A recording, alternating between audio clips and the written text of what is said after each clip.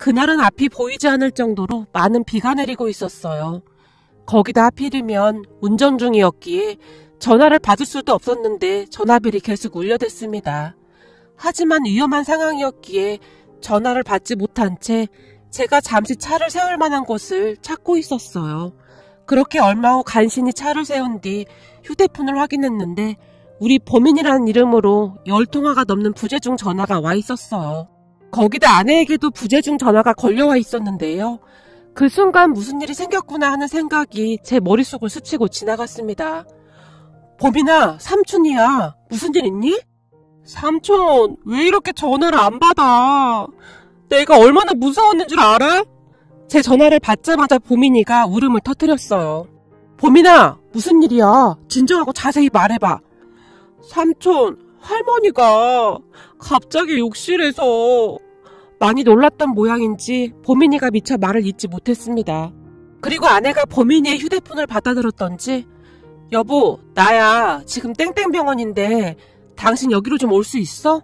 할머님이 욕실에서 미끄러지신 모양인데 넘어지시면서 허리를 많이 다치셨나봐. 의사 선생님이 그래도 이만하길 다행이라고 하시네. 당신 혹시 지금 올 수 있어? 보민이가 너무 놀라서 난 오늘 여기 같이 있어야 할 것 같아. 혹시 다른 곳은 괜찮은 거야? 연세가 있으셔서 검사 잘해야 할 텐데. 그렇지 않아도 내가 의사 선생님한테 잘 물어봤는데 괜찮다고 하시더라고. 근데 며칠 병원 입원해서 지켜봐야 할 것 같대. 진짜 다행이네. 나 우선 차 좀 전달해드리고 바로 병원으로 갈게. 비 오는데도 꼭 오늘 갖다 달라고 하셔서.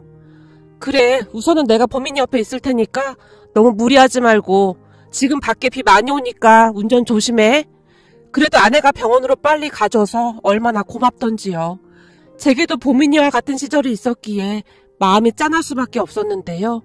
홀로 얼마나 놀랐을까 하는 생각에 마음이 아프기만 했어요. 저는 자동차를 판매하는 영업사원입니다. 벌써 10년이 넘게 자동차를 판매하고 있습니다. 문득 10년 전 아는 지인의 소개로 자동차 영업사원이 되었던 시절이 떠오릅니다. 저는 부모님의 얼굴도 모른 채 할머니와 단둘이 살아왔습니다. 할머니 말씀으로는 어느 날 아빠가 저를 할머니 집에 맡겨둔 채 조용히 사라졌다는데요. 그때 아빠의 나이가 21살인가 그랬다고 했습니다. 그러니까 엄마 아빠는 그 나이에 저를 낳고는 감당이 되지 않으니 할머니께 맡겨둔 채 도망가다시피 사라졌다고 합니다. 난 네 엄마 얼굴도 모른다. 어느 날 눈 떠보니 너만 마루에 덩그러니 있지 뭐냐. 그 안에 네 아버지가 편지 하나 써놨더구나. 처음에는 눈앞이 깜깜했어. 내가 잘 키울 수 있을까? 별의별 생각이 다 들었거든. 근데 네가 자라면서 예쁜 짓을 얼마나 많이 하던지 이 할미는 힘든 줄도 모르고 살았어. 할머니께서 몇 번이나 말씀하셨거든요. 그 뒤 저는 부모님의 얼굴을 단 한 번도 본 적이 없습니다. 하지만 할머니와 살면서 전혀 외롭거나 하진 않았어요. 우리 할머니는 정말 따뜻하고 좋은 분이셨거든요.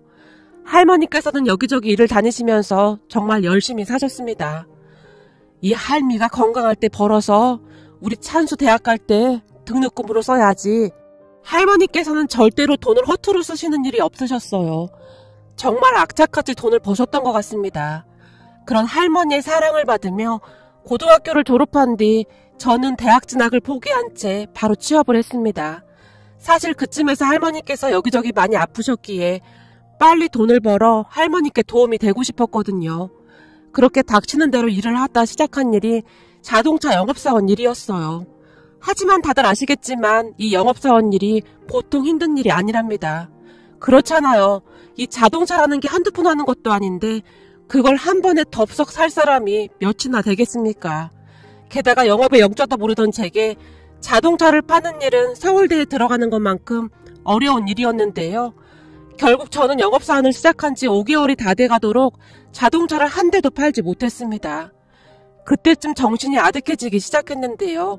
자동차 영업소에서 대놓고 제게 그만두라는 말은 하지 않았지만 저를 바라보는 눈빛들은 마치 언제 그만둘 거냐는 듯한 그런 싸늘한 기운마저 느껴질 정도였어요.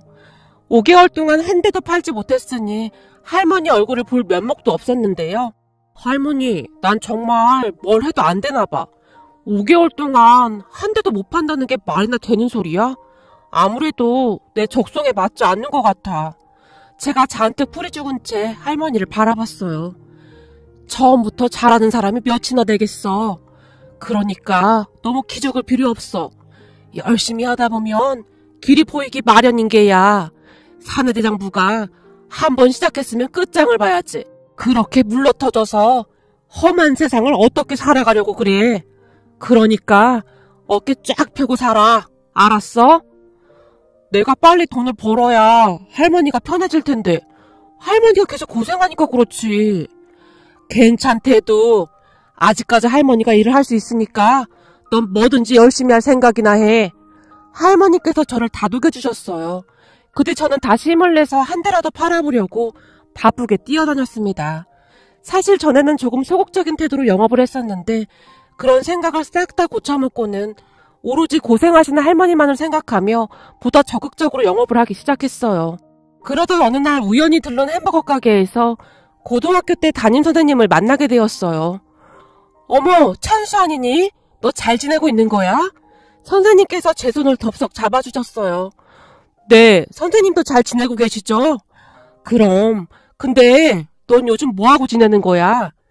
너 성적도 나쁘지 않았는데 대학 포기하는 거 보고 참 마음이 아팠었거든. 괜찮아요. 그래도 학교 다니면서 선생님께서 이것저것 챙겨주셔서 정말 감사했어요. 선생님 덕분에 학창시절이 참 따뜻했어요. 사실 그동안은 다들 저한테 관심도 없었는데 선생님께서는 가끔 제게 간식도 사주시고 우리 할머니 안부도 물어봐 주시고 참 감사했어요. 꼭 성공해서 찾아뵙고 싶었는데 아직 제가 성공을 못해서요. 제가 쑥스러운 듯이 배시시 웃었습니다. 찬수야, 꼭 성공해야만 찾아오겠다고 생각하지 말고 힘든 일 있거나 하면 선생님한테 찾아오렴. 그나저나 어디 취업은 한 거야? 저기 그게 제가 딱히 할 수 있는 일이 많지 않아서 아는 분 소개로 어렵게 자동차 영업을 하고 있는데요. 제 능력이 많이 부족해서 5개월 동안 한 대도 못 팔고 있어요. 근데 열심히 뛰어다니고 있으니 곧 잘 되겠죠. 그랬구나. 자동차 파는 일이 어디 보통 일이니? 그게 절대 쉬운 일이 아니잖니. 그래도 우리 찬수는 항상 밝아서 어찌나 예쁜지 모르겠어. 전에 이 선생님이 사람을 딱 보면 다 보인다고 했잖아. 찬수 너는 분명히 잘 될 거야. 그게 선생님 눈에 딱 보여. 선생님께서 활짝 웃으셨어요. 정말요? 감사해요 선생님. 그리고 말이야, 너 명함 몇 개만 줘봐. 나도 주변에 홍보하고 다닐게. 라며 선생님께서 제 명함을 받아가셨어요. 그때 시간이 얼마나 흘렀을까요? 그때까지도 저는 자동차를 한 대도 팔지 못한 채 이리저리 뛰어다니고 있었는데요. 제 휴대폰으로 전화 한 통이 걸려왔어요. 저기 김찬수 씨 휴대폰이죠? 네, 제가 김찬수입니다. 내가 말이요. 땡땡 고등학교 최지훈 선생님께 소개받고 연락했는데 최 선생님이 혹시 차를 사게 되면 김찬수 씨한테 사달라고 부탁을 했거든요. 너무나 뜻밖의 전화였기에 제가 당황한지 어쩔 줄을 몰라 하고 있었어요. 영업사원이 이렇게 말주변이 없어서 어디 영업해먹겠어요? 죄송합니다. 사실 고객님이 제게 처음 전화 주신 고객님이시거든요. 아무튼 그건 그렇고 땡땡동에 있는 땡땡 예식장 알죠? 그 오른쪽 옆 건물 3층에 우리 사무실이 있으니까 거기로 견적서 좀 가지고 와봐요. 내가 차를 하나 사야 하거든. 근데 최 선생님이 어찌나 신신당부를 하던지 모른 척을 할 수가 없어서 말이요. 네, 알겠습니다. 그럼 혹시 지금 바로 시간 괜찮으세요? 고객님만 괜찮으시다면 제가 바로 그곳으로 가겠습니다. 그래요, 그럼. 마침 나도 지금 한가하니까 바로 여기로 와요. 고객님이 바로 승낙을 했습니다. 고객님과 전화통화를 끝낸 뒤 제가 만세를 불렀는데요. 심장이 어찌나 콩닥거렸는지 모르겠습니다. 그렇게 잠시 후 고객님의 사무실로 불이 났게 달려갔는데요. 안녕하십니까 고객님, 김찬수입니다. 제가 사무실에 울리도록 쩌렁쩌렁한 목소리로 인사를 했습니다. 거참 목소리는 씩씩해서 좋구만. 연세가 있어 보이는 어르신께서 큰 소리로 웃으셨어요. 우리 최 선생님한테 들어보니 아주 성실한 청년이라고 칭찬이 자자하더구만요. 아닙니다. 선생님이 워낙 좋은 분이시라 좋게 봐주신 것 같습니다. 우선 여기로 좀 앉아봐요. 그리고 나한테 판매를 한번 해봐요. 내가 이래봬도 그렇게 호락호락한 사람이 아니거든. 그러니까 지금부터 한번 팔아봐요. 어르신께서 말씀하셨는데 어르신 눈빛이 예사뿐이 아닌 듯 해보였어요. 그렇게 저는 어르신께 한참 동안 설명을 했는데요.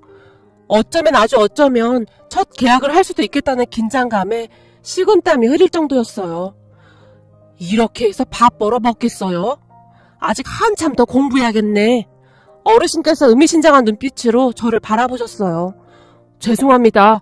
입사하고 아직까지 한 대도 못 팔아봐서 제가 긴장을 좀 많이 한 것 같습니다. 순간 제 손이 벌벌 떨리고 있었는데요. 어르신의 눈빛이 워낙 범상치 않았기에 매 순간 압도당하고 말았거든요. 그럼 오늘은 이만하고 다음에 한번 보도록 하죠. 오늘은 영 사고 싶지가 않네. 네, 알겠습니다. 그럼 혹시 내일 다시 찾아뵈도 될까요? 내일 다시? 하긴 뭐 내가 막 바쁜 사람도 아니니까. 그럼 내일 다시 오던지. 정말 감사합니다. 그럼 내일 뵙겠습니다. 제가 90도로 허리를 숙여 인사를 드린 뒤 그 사무실을 나왔습니다. 그리고 그 다음날 어르신 사무실로 아예 출근을 해서 다시 영업을 시작했어요. 하지만 역시나 어르신께서는 이렇게나 비싼 차를 그냥 막 살 수도 없고 영 땡기지가 않네 라며 고개를 절레절레 흔드셨어요. 지당하신 말씀입니다, 고객님. 차가 어디 한두 푼 하는 것도 아니고 당연한 말씀이십니다.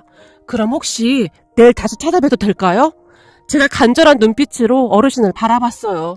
그러던지 내일도 계속 사무실에 있을 것 같으니까. 네, 고맙습니다. 정말 고맙습니다. 제가 다시 90도로 인사를 하고 그곳을 나왔습니다. 그런데 집에 도착하자마자 선생님께 전화가 왔어요. 찬수야, 내가 소개해준 그 어르신 말이야. 많이 까다롭지? 아닙니다. 저 같은 초짜한테 약속도 잡아주시고 만나주시는 것만으로도 제가 너무 감사하죠. 제가 꼭 그 어르신께 차 팔아서 인사 갈게요. 항상 마음 떠주셔서 감사해요, 선생님. 아니야, 내가 한 게 뭐가 있다고. 난 그냥 소개만 해준 것뿐인걸. 근데 말이야, 그 어르신 어마어마한 부자야. 거기다 우리 학교 총 동문회장이기도 하시거든? 네가 그분 마음만 얻을 수 있다면 앞으로 탄탄대로일 거야. 그러니까 무슨 일 있어도 그 어르신 꼭 잡아야 한다. 네가 상상하는 것보다 훨씬 부자시거든. 그리고 어르신이 의리가 있으신 분이라 내 사람이다 라고 한번 마음먹으시면 절대 신의를 저버리지 않거든. 반면에 한번 실망하시면 바로 끝이니까 명심하고 무슨 일 있어도 그 어르신 마음에 들도록 해봐. 내가 너니까 소개시켜준 거야. 넌 참 마음이 맑은 아이니까. 선생님, 정말 감사합니다. 제가 절대 은혜 잊지 않을게요. 순간 제 눈에서 눈물이 비오듯이 쏟아져 내렸습니다. 그동안 살아오면서 할머니를 제외하고 제게 그토록 따뜻한 말을 해주신 분은 선생님밖에 없었으니까요. 그 뒤 저는 잠자는 시간까지 줄인 채 홀로 방에 틀어박혀 자동차 판매하는 연습을 하기도 했어요. 그렇게 한 달가량이 지났을까요? 그 어르신께서 딱 하고 손뼉을 치시더니 그래, 결정했다. 이게 딱 좋겠구만. 이걸로 계약하자 라는 말씀을 하셨어요. 이렇게 비싼 차로요? 이 차는 1억이 넘는 차인데요? 지금까지 보셨던 차는 다 경차인데? 깜짝 놀란 제가 어리둥절한 표정으로 어르신을 바라봤어요. 자네가 한 달 동안 고생한 보람은 있어야 하지 않겠나? 늙은이가 그렇게 귀찮게 하는데도 얼굴 한 번 찌푸리지 않더구만. 얼굴이 항상 웃는 상이야. 최 선생님이 왜 나한테 소개해줬는지 알겠어. 역시 최 선생님은 날 실망시키지 않는단 말이야. 어르신께서 사무실 떠내려가라 큰 소리로 웃으셨어요. 고객님, 감사합니다. 이 은혜 절대 잊지 않겠습니다. 어르신의 말에 제가 벌떡 일어나서 허리 숙여 인사를 드렸어요. 앞으로 먹고 살려면 그 정도 깡은 있어야 하는 법이지. 할머님이 손주를 아주 잘 키우셨구만. 최 선생님이 얘기하기를 자네를 키워주신 할머님께서 그렇게 바르신 분이라고 칭찬을 하더구만. 없는 살림에도 안쓰러운 사람들 도와주시는 그런 분이시라고. 자네 할머니께서 소풍날 김밥을 한 개 더 싸주셨다는 소리 들었네. 그걸 자네가 아침 일찍 학교에 가서 짝꿍 책상에 넣어뒀다고 하더구만. 네? 그걸 어떻게 아세요? 그건 아무도 모르는 일인데요. 그때 당시 제 짝꿍은 할아버지와 단둘이 살고 있었기에 소풍날 김밥 싸우기 힘들었던지 소풍 가기 며칠 전부터 가기 싫다는 말을 했었거든요. 난 소풍 이런 거 진짜 싫어. 김밥 싸줄 사람도 없는데 정말 창피하거든. 아무래도 둘이 처지가 비슷했기에 짝꿍이 제게만 털어놓은 듯 했어요. 그리고 그 말을 들은 제가 할머니께 말씀을 드렸는데요. 그럼 이 할미가 하나 더 싸줄 테니 일찍 가서 짝꿍 책상에 넣어둘래? 김밥 하나 더 싸는 게 뭐가 어렵다고 라며 음료수와 김밥 도시락을 하나 더 준비해 주셨어요. 근데 그 사실을 아는 사람은 짝꿍과 저밖에 없었거든요. 그랬으니 제가 놀란 토끼눈이 된 채 어르신을 바라봤어요. 그날 소풍날 말이야. 최 선생님도 혹시나 해서 자네 짝꿍한테 몰래 김밥을 주려고 교실로 들어가려다가 자네가 김밥 넣어두는 걸 본 모양이야. 그 모습을 보고 어찌나 뿌듯했는지 모르겠다며 입이 닳도록 자네 칭찬을 하더구만. 제가 한 일도 아닌걸요. 우리 할머니께서 다 준비해 주신걸요. 쑥스러운 마음에 제가 머리만 긁적인 채 서 있었어요. 요즘 같은 세상에는 말일세, 그런 마음 따뜻한 사람이 정말 필요한 세상이 됐거든. 좋게 봐주셔서 정말 감사합니다. 앞으로도 바른 사람이 되도록 노력하며 살겠습니다. 저도 모르게 그 말이 튀어나왔어요. 그렇지. 그런 마음으로 살면 앞으로 다 잘 될 걸세. 암튼 나 그 자동차로 계약함세. 최첨단 기능 하나도 빼지 말고 풀 옵션으로다가. 어르신께서 다시 한번 강조해서 말씀하셨어요. 정말 감사합니다. 순간 제 목소리가 떨리고 있었어요. 그렇게 저는 그날 첫 판매를 했습니다. 그것도 우리 영업소에서 가장 비싼 차로 말이죠. 그 모습을 보며 다들 깜짝 놀랐는데요. 이야, 첫 판매가 이 대형 세단이란 말이야? 김찬수 씨 대단한데? 다시 봤어. 라는 말을 할 정도였으니까요. 그런데 그 뒤부터 한동안 제 실적은 또다시 강간무소식이었는데요. 얼마 뒤 그 어르신께 다시 연락이 왔어요. 저기 김군, 내 차에서 이상한 소리가 나는데 이게 왜 이러는 건가? 네? 차에서 소리가 난다고요? 제가 금방 가보겠습니다. 어르신의 전화를 받고 마음을 졸인 채 급히 뛰어나갔는데요. 그날도 하필이면 비가 내리고 있었어요. 차에서 계속 소리가 나는데 왜 그러는 건가? 혹시 불량품을 판 거 아닌가? 제가 한번 확인해 보겠습니다. 라는 말을 하긴 했지만 사실 제가 자동차 수리하는 정비소 직원도 아니고 뭘 알았겠습니까? 근데 그때 당시 왜 그랬는지는 잘 모르겠으나 차를 팔아주신 고객님께 죄송한 마음이 가득했기에 순식간에 제 차 트렁크에서 자키를 꺼내 자동차를 띄우기 시작했어요. 그리고는 바로 차 밑으로 들어가서 차 밑을 확인하기 시작했습니다. 아니, 바닥이 온통 흙탕물 천지인데 지금 뭐 하는 건가? 우산을 들고 있던 어르신께서 어쩔 줄을 몰라 하셨어요. 그리고 차 밑으로 들어간 저는 뭘 어찌해야 하나 멍이 자동차 바닥을 올려다보고 있었는데 아는 건 없지. 바닥은 온통 흙탕물 천지에다 땅에서 올라오는 차가운 기운으로 인해 온몸이 으슬으슬 떨려왔어요. 하지만 그러한 생각을 할 겨를도 없었어요. 제 머릿속엔 오로지 저를 믿고 구매해주신 어르신께 실망을 드리면 안 된다는 그 생각뿐이었거든요. 그렇게 차 밑으로 들어간 지 5분 정도가 지났는데 그 5분이란 시간이 제게는 마치 1시간처럼 느껴질 정도였어요. 이 사람아, 그만 나오게나. 내가 내일 정비소에 한번 가볼 테니. 어르신께서 바닥에 쪼그리고 앉아서 머리까지 숙이신 채 제게 나오라고 소리치셨어요. 그런 어르신의 말에 제가 멋쩍은 듯이 슬금슬금 기어나왔습니다. 일을 어째 그래? 다 젖었잖나. 잠깐만 기다리게나. 어르신께서 급히 저를 태우시고는 시동을 걸어 차의 히터를 틀어주셨어요. 뒤에 보면 닦을 만한 게 있을 걸세. 그걸로 우선 닦게나. 라고 말씀하시더니 급히 근처 옷가게에 들어가셔서 티셔츠와 바지를 사오셨어요. 우선 우리 사무실로 가서 옷부터 갈아입자고. 괜찮습니다. 저 때문에 비싼 차가 엉망이 된 것 같습니다. 저는 이만 내리겠습니다. 내리긴 어딜 내려. 그러다가 감기 걸려. 그렇게 저는 어르신께 끌려가다시피 사무실에 가서 옷을 갈아입었습니다. 추울 테니 이 밑에 가서 따뜻한 국밥 한 그릇씩 먹자고. 정말 괜찮습니다. 창피하기도 했고 마음이 참 복잡할 수밖에 없었거든요. 하지만 어르신께서는 한사코 저를 데리고 국밥집으로 갔습니다. 근데 자네 자동차 정비도 할 줄 아는 건가? 차 들어 올리고 하는 건 언제 배운 거야? 그런 건 긴급 출동 이런 거 하는 사람들이 하는 거 아닌가? 네? 아니 그게 사실 자동차 정비는 아무것도 모릅니다. 그냥 차에서 소리가 난다고 하길래 너무 무서워서 일단 밑으로 들어가 봐야 할 것 같아서요. 그리고 자키로 차 들어 올리는 건 제가 할 줄 아는 게 없어서 이것저것 다 배워뒀던 겁니다.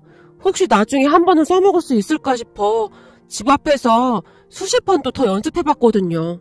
제가 기어들어가는 목소리로 대답했어요. 허참, 그 배포 하나는 아주 마음에 드는구만. 어르신께서 큰 소리로 웃으셨는데요. 그 순간 제 눈에서 눈물이 비 오듯이 쏟아져 나왔습니다. 아마도 어르신께서 제 마음을 이해해준 것에 대한 안도의 눈물이었던 것 같습니다. 아니 울긴 왜 울어? 저기 이해해주셔서 감사합니다. 뭘 이해해줘서 감사해? 그냥 무턱대고 바닥으로 기어들어간 거? 네, 정말 감사합니다. 사실 너무 죄송해서 뭘 어떻게 해야 할지 알 수가 없었습니다. 제 첫 고객님이신데 정말 너무 죄송했거든요. 자네는 배포는 좋은데 눈물이 너무 많구만. 어르신께서 장난 가득한 얼굴로 저를 바라보셨어요. 그게 사실은 이 양복이랑 구두도 우리 할머니께서 쌈짓돈 모아서 사주신 거거든요. 아까 차 밑으로 들어갔는데 추운 건 아무렇지도 않았는데 우리 할머니가 아끼고 아껴서 사준 옷이 혹시나 망가지지는 않을까 하는 생각이 들어서 할머니 생각이 너무 많이 났어요. 우리 할머니 지금껏 저 키우시느라 허리 한 번을 못 펴고 사셨거든요. 할머니께 너무 죄송하고 불쌍한 우리 할머니가 생각나서 저도 모르게 눈물이 나왔습니다. 제가 빨리 돈 벌어야 우리 할머니가 좀 편해지실 텐데 제가 너무 못난 것 같아서요. 말하는 내내 제 눈에서 눈물이 비오듯이 쏟아지고 있었어요. 그런 제 모습을 보며 어르신의 눈시울도 붉어져 있었는데요. 자네 할머님은 참 뿌듯하시겠구만. 이런 손자가 있어서. 우선 따뜻한 국물부터 뜨자고 어르신께서 제 손에 숟가락을 쥐어주셨어요. 그리고 그때부터 제 인생이 송두리째 바뀌어 버렸는데요. 어르신께서 얼마나 인맥이 좋으신지 많은 분들을 소개해 주셨거든요. 어르신께서 어떤 분이시길래 사람들이 묻지도 따지지도 않고 저만 찾아오는지 이해가 되지 않을 정도였어요. 그 뒤 저는 판매왕이 될 정도로 실적이 좋아졌습니다. 사람의 신뢰가 얼마나 중요한 것인지 다시 한번 깨닫게 되는 계기가 되었답니다. 아무것도 모르는 초짜 영업사원이지만 끝까지 책임지려고 노력하는 자네 모습에 내가 감동받았네. 이 정도 사람이면 여기저기 추천해줘도 내가 부끄럽지 않겠구만 라는 말씀을 하셨거든요. 그런데 제 행운은 거기서 끝나지 않았는데요. 어느 날 어르신께서 제게 전화를 하셨어요. 오늘 나랑 밥 먹을 시간 좀 있나? 따뜻한 국밥 한 그릇 먹고 싶은데 우리 자동차 판매왕이 바빠서 시간이 안 되려나? 아닙니다. 당연히 가야죠. 저 지금 뛰어가겠습니다. 이젠 판매왕이라고 제법 여유도 생겼구만. 어르신께서 큰 소리로 웃으셨어요. 그렇게 어르신의 사무실로 뛰어가다시피 했는데요. 왔나? 배가 많이 고픈데 밥 먹으러 가자고. 아참, 여기는 우리 손녀인데 내가 우리 손녀한테 자동차 한 대 뽑아줄까 하고 불렀네. 밥 먹고 나서 우리 손녀한테 딱 맞는 자동차 한 대 추천 좀 해주게나. 네, 알겠습니다. 제가 아주 큰 소리로 대답했어요. 그 뒤 어르신께서는 손녀분과 함께 매장에 오셔서 차를 구경하기도 하셨어요.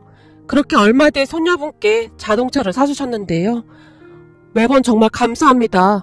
우리 할머니께서도 한번 찾아뵙고 꼭 인사드리고 싶다고 하십니다. 항상 감사하는 마음으로 살겠습니다. 그래? 고마운가? 그렇게 고마우면 내 부탁 하나 들어줄 텐가? 부탁이요? 제가 도와드릴 수 있는 건 다 도와드리겠습니다. 제가 얼굴에 미소를 가득 머금은 채 활짝 웃었어요. 요 며칠 우리 손녀 만나봤자는가? 우리 손녀 어떤 것 같나? 네? 손녀분이요? 어르신 닮아서 발언분 같아 보였습니다. 그렇지. 그럼 우리 손녀랑 한번 만나볼 텐가? 우리 손녀도 자네가 싫은 것 같진 않은데 그게 무슨 말씀이신지요? 너무나 놀란 나머지 제가 어리둥절한 채 어르신을 바라봤어요. 무슨 말이긴 무슨 말이야. 자네가 우리 손주 사이가 됐으면 좋겠다 이 말이지. 네? 어르신, 저는 가진 것도 별로 없고 많이 부족한 사람입니다. 가진 건 별로 없어도 괜찮네. 내가 가진 게 많거든. 어르신께서 아무렇지도 않게 말씀하셨어요. 그렇게 잠시 후 어르신께서 충격적인 이야기를 꺼내셨는데요. 사실 말일세, 우리 손녀가 한 3년 전에 파혼을 했네. 내가 집안 좋고 똑똑한 사람으로 고르고 골라서 선을 보게 했는데 내 착각이었어. 나중에 알고 보니 돈만 많은 개차반이었네. 결혼식 얼마 안 남겨놓고 딴 여자랑 여행 간 게 나한테 딱 걸렸네. 내가 마침 일이 있어 부산에 갔었는데 부산 내려간 김에 해운대에 들렸었는데 그놈이 어떤 여자랑 팔짱 끼고 횟집 근처를 활보하고 다니지 않겠나? 그 뒤 다 뒤집어 엎고 파혼시켰네. 근데 우리 손녀딸이 큰 충격을 받아서 한동안 참 힘들어했어. 그때 느꼈네. 돈보다 인성이 바른 사람이었으면 좋겠다고 말일세. 내가 그동안 자네를 계속 봐왔지 않았었나? 근데 보면 볼수록 참 마음에 든단 말이야. 그러니까 우리 손녀랑 한번 만나보게나. 어르신, 저를 좋게 봐주신 건 감사한데요. 저는 대학도 안 나왔고 이것저것 다 따져봐도 손녀분 짝으로 맞지가 않습니다. 제가 정중하게 거절을 했습니다. 대학? 그까짓 게 뭐가 그렇게 중요하다고. 내가 최 선생님한테 물어보니 학교 성적도 좋았다고 하더만. 그게 정 걸리면 이번 참에 야간대학이라도 가면 되지 않겠나? 어르신께서 작정을 하신 듯 고집까지 부리셨어요. 결국 저는 얼떨결에 어르신 손녀분과 선을 보게 되었습니다. 그런데 만나면 만날수록 서로에게 호감이 생기게 되었어요. 어르신 손녀분도 참 마음이 따뜻한 사람이었으니까요. 결국 몇 달 뒤에 우리는 연인 사이가 되었습니다. 물론 그동안 할아버님의 적극적인 응원도 한몫했었거든요. 그리고 저는 할아버님의 조언대로 야간대학에 진학을 해서 정말 열심히 공부를 했어요. 늦게나마 대학에 입학한 저를 보며 우리 할머니께서 좋아하셨던 건 말할 것도 없었고요. 아내와 저는 몇 년 뒤 결혼까지 했답니다. 처갓집 가족들에게 처음 인사를 드리러 가던 날 장인 장모님뿐만 아니라 아내의 고모님께서도 와 계셨는데요. 아니 아무리 그래도 그렇지 우리 집안이 어떤 집안인데 자동차 영업사원을 사위로 드려요. 아버지 이건 좀 너무한 거 아니에요? 거기다 대학도 야간대학 나왔다면서요? 그리고 부모도 없이 할머니가 키웠다고 하던데 이건 좀 너무한 거 아닌가? 기울어도 너무 기울잖아요. 고모님께서 저를 위아래로 훑어보며 말씀하셨어요. 그딴 소리 할 거면 넌 당장 나가. 네가 아직도 정신을 못 차렸구나. 그래서 네가 그 잘난 네 남편 두고 이혼했구나. 그렇게 잘난 남편을 두고 왜 이혼을 한 거냐? 할아버님께서 고모님께 호통을 치셨어요. 아버지, 어떻게 그런 말을 할 수가 있어요? 지금 이 자리에서. 내 체면이 뭐가 되냐고요? 아니 조카 사이가 첫 인사를 왔는데 그런 막말을 짓거리길래 난 너한테 체면 따위가 없는 줄 알았지? 너 그 버릇 못 고치면 내 재산 한 푼도 안 줄 테니 그리 알고 있어. 할아버지께서 다시 호통을 치셨어요. 그런 할아버님 덕분이었을까요? 다른 가족들은 다들 저를 따뜻하게 맞아주셨어요. 그리고 아내와 저는 모두의 축복 속에 결혼을 했습니다. 우리 결혼식 날 선생님께서도 참석을 해주셨어요. 신혼여행을 다녀온 며칠 뒤 감사 인사도 드릴 겸 선생님을 찾아갔었는데요. 정말 축하한다 찬수야. 널 보고 있으면 내가 얼마나 뿌듯한지 모르겠어. 역시 사람은 착하게 살면 복이 온다니까. 네 이야기 우리 학교 애들한테 자주 해주고 있거든. 특히나 너처럼 어려운 환경 속에서 살고 있는 친구들한테 큰 힘이 되고 있어. 얼마 전에 우리 반에 보민이란 학생 하나가 하도 말썽을 피우길래 네 얘기해줬더니 많이 놀라면서 요즘 많이 착해졌어. 보민이도 할머니랑 단둘이 살고 있거든. 근데 할머니 몸까지 안 좋으셔서 보민이가 더 힘들 거야. 선생님께서 안타까운 듯이 말씀하셨어요. 선생님께서는 좋은 분이셨기에 아이들을 잘 챙기긴 하셨지만 문득 혼자 힘으로는 다 챙길 수는 없겠다라는 생각이 들었어요. 선생님, 그 보민이란 아이한테 제가 후원자가 되어줄 수 있을까요? 아무래도 저와 비슷한 부분이 많은 것 같은데 대화하면 잘 통할 것 같아서요. 정말이니? 그럼 나야 고맙지. 사실 보민이도 부모님이 어릴 때 낳기만 하고 둘 다 연락을 끊었다고 하더구나. 그러고 보니 너랑 대화가 잘 통할 수도 있겠구나. 선생님의 표정이 순식간에 밝아지셨어요. 처음에는 보민이가 마음을 잘 열지 않아 힘들기도 했었는데요. 우리 아내와 제가 변치 않는 마음으로 보듬어주자 어느새 마음을 열고 우리를 기꺼이 받아줬어요. 그 뒤 보민이와 우리는 가족처럼 그렇게 잘 지내고 있답니다. 이제는 보민이가 그 누구보다도 우리를 의지한 채 잘 살아가고 있으니까요. 이러한 모습들을 보며 할아버님께서 좋아하신 건 말할 것도 없었고요. 역시나 내가 우리 손주 사이 하나는 기가 막히게 골랐다니까 라며 큰 소리로 웃으셨으니까요. 앞으로 제 소원은 하나밖에 없는데요. 우리 가족들 모두 건강했으면 좋겠습니다. 그리고 그동안 키워주신 우리 할머니가 오래오래 제 곁에 계셔주셨으면 하고 간절히 바라봅니다.